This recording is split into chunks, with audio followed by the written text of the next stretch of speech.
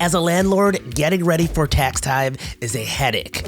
But before that April 15th tax day deadline, there's actually a sooner deadline that you have to worry about first. It's sending out all your 1099s to anybody that you paid over $600 to in the past year. And if you're having your CPA do it, or even worse, not doing it at all, this video is for you. I'm gonna show you how you can knock out sending out your 1099s for less than a cup of coffee online in a couple minutes. Let's get to it. So people always ask the question, who do I actually need to issue a 1099 to? Because there are a couple exceptions, but here's it in a nutshell. If you paid somebody over $600 cumulatively in the past year, and you paid them via check, cash, or something that's a peer-to-peer system like Venmo or Zelle, and you did not mark it as business. So you just did it on the personal side.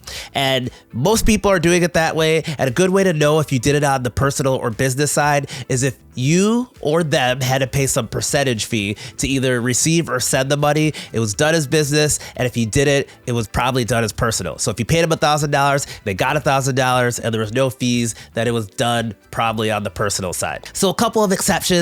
If you paid them via a credit or debit card for the transaction, you do not have to worry about sending them a 1099. Or if they are a corporation, you don't have to worry about it. But I'm not a CPA or an accountant, and the rules are constantly changing. So I'll throw a link to the IRS website and you can take a look at it for yourself. So after you figure out who you need to send the 1099s to, the next question is how to do it. So the tool I use personally and I love is Avalara1099.com. It used to be called Track1099.com, and I love it for a few different reasons. Like I mentioned, it's cheap. You can send these out for under $4.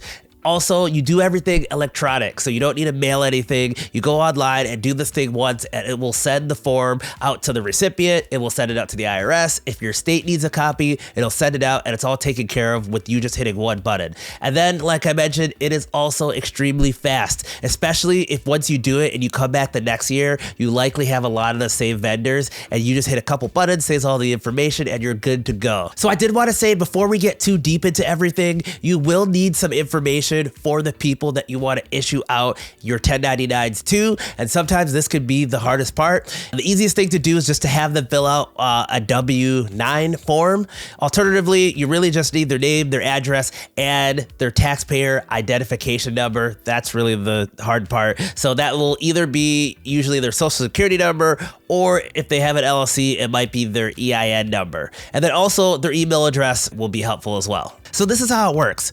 Step 1, you just added your information. Step 2, you type in the information for the recipients. You can upload it from these softwares or just type it in manually. Step 3, you just review everybody in your list. And step 4, you just pay and hit the button and you are literally done. So when you make an account and log in, you'll see this page. So hit Track 1099. The first step is to enter in the payer information. The payer is you, the person issuing out the 1099s. So first, it wants your name. I'm going to put John Smith's Properties, LLC. Then it wants your federal tax ID number.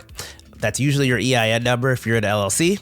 You don't have to put a second name there. You do have to put a street address. I'm going to put 123 Main Street, Madison, Wisconsin. It will pre-populate with your email address and then just put a phone number and then just hit save. So my payer information, myself, is added here. Next thing is you can add a recipient. If you have a ton of them, you can upload from a file. Usually I just type them in manually. The recipient is the person you are issuing a 1099 to, so put their name here. I'm going to send it to my friend Bob. And then their federal ID number, it, again, is either usually their social security number or their EIN number. Those are the most two common types by far in the real estate world. So enter and click whichever one you have. If they have a second name, put that. No, normally there's nothing there. Check the country that you have. I'm in the United States. Next, enter in their address. All right, got something here. And then this is optional, but very helpful. So it can e-deliver the 1099 to the recipient. So I would throw their email in there. I usually leave account number and office code blank. So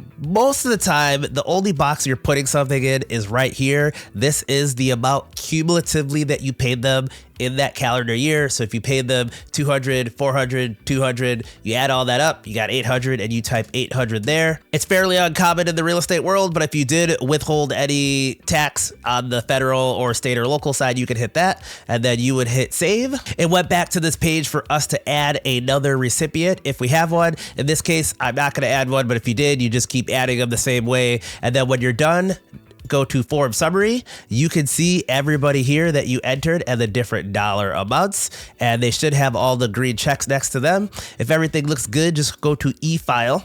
On this e-file page, I usually don't change anything. If you wanted to change the date it got sent to the IRS, you could change that to a future date. You also could change the date it goes to the recipients for some reason, but I usually just leave it as today's date for everything. This address verification is a pretty cheap safeguard for 7 cents, so I'll usually accept that. And then I do not do the TIN matching. So you can see that that's $3.17. That is not too shabby. So you put your contact information here, it calculates the tax, it takes you to the payment page, you enter your debit card number, you submit, and you're done. Your 1099 went out to everybody it needs to go to, the recipient, the IRS, the state if it needs to go there, and it's all taken care of. And then the cool thing is once you come back the next year, you won't have to enter in your payer information. All the recipients that you've entered in before will be there. So if you use similar vendors and contractors, all you're doing is updating the amounts, hit the form summary, e-file, and it goes so quickly. It's awesome. So sending out your 1099s and getting ready for tax time, you know, is just one part of being a real estate investor. There's so much more, from how you're collecting rent to managing tenant disputes to finding reliable contractors. I cover all that and so much more on this channel. So if you're serious about your investing this year, hit subscribe and check out the next video. I'll see you there.